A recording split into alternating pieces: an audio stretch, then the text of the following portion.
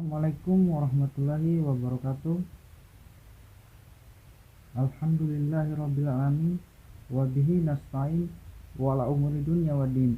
Wassalatu wassalamu ala asrafil anbiya'i wa mursalin wa ala alihi wa sahbihi ajmain. Amma ba'd. Sebelumnya perkenalkan, nama saya Rahmat Ad-Jumat dengan NIM 2031008. Baik, pada kali ini saya akan memaparkan materi saya, yaitu metode Gallery Walk. Oke, metode Gallery Walk. Jadi kita langsung saja ya. Metode Gallery Walk terdiri dari dua kata, yaitu galeri dan walk.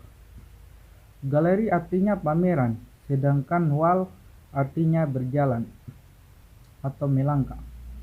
Jadi Gallery Walk adalah kegiatan untuk memperkenalkan produk atau hasil karya seni para peserta didik, kemudian dinilai oleh peserta didik yang lain.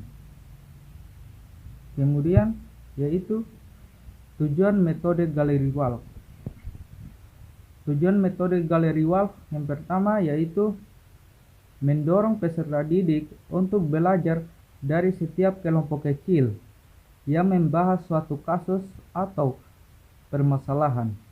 Kemudian yang kedua yaitu membuat peserta didik turun aktif, ikut serta dalam menyatukan konsep-konsep penting dalam mencapai suatu keputusan, menulis dan juga berbicara di depan umum.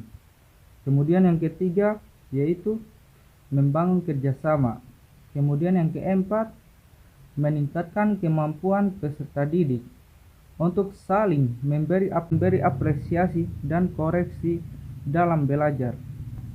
Kemudian yang keempat yaitu membantu peserta didik untuk fokus terhadap sesuatu yang mereka ketahui dan yang mereka pelajari.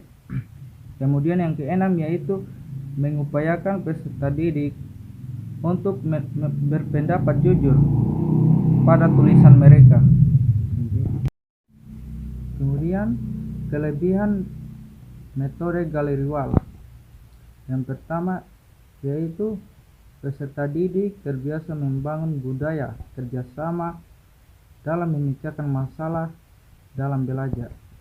Kemudian yang kedua yaitu terjadi sinergi, saling menguatkan pemahaman terhadap tujuan pembelajaran. Kemudian yang ketiga yaitu membiasakan peserta didik bersikap saling menghargai dan mengapresiasi hasil belajar peserta didik yang lain. Kemudian yang keempat yaitu mengaktifkan fisik dan mental peserta didik dalam proses belajar. Kemudian yang kelima yaitu membiasakan peserta didik memberi kritik dan menerima kritik. Kemudian yang keenam yaitu peserta didik tidak terlalu bergantung kepada guru. Kemudian kelemahan metode Gallery Walk. Yang pertama, apabila anggota kelompok terlalu banyak, beberapa peserta didik akan menggantungkan pekerjaannya kepada peserta didik yang lain. Kemudian yang kedua, pengaturan kelas yang lebih rumit. Kemudian yang ketiga, untuk menciptakan kesadaran dalam bekerja sama secara berkelompok membutuhkan waktu yang cukup lama. Kemudian yang keempat yaitu dalam proses pembelajaran, guru harus lebih ekstra cermat dalam memantau dan menilai keaktifan individu dan kelompok. Kemudian yang kelima yaitu jika tanpa pengawasan yang efektif dilakukan oleh guru, maka bisa terjadi sesuatu yang hendak dipelajari dan dipahami tidak pernah dicapai oleh peserta didik. Selanjutnya yaitu langkah-langkah metode Gallery Walk. Yang pertama yaitu peserta didik dibagi dalam beberapa kelompok. Kemudian kelompok diberi kertas plano. Kemudian yang ketiga, tentukan topik atau tema pelajaran. Kemudian hasil kerja kelompok ditempel di dinding.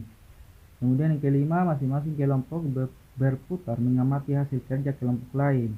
Kemudian Salah satu wakil kelompok menjelaskan setiap apa yang ditanyakan oleh kelompok lain. Kemudian ketujuh, koreksi bersama-sama, kemudian klarifikasi dan penyimpulan. Baik, itu saja yang dapat saya sampaikan. Akhirul kalam.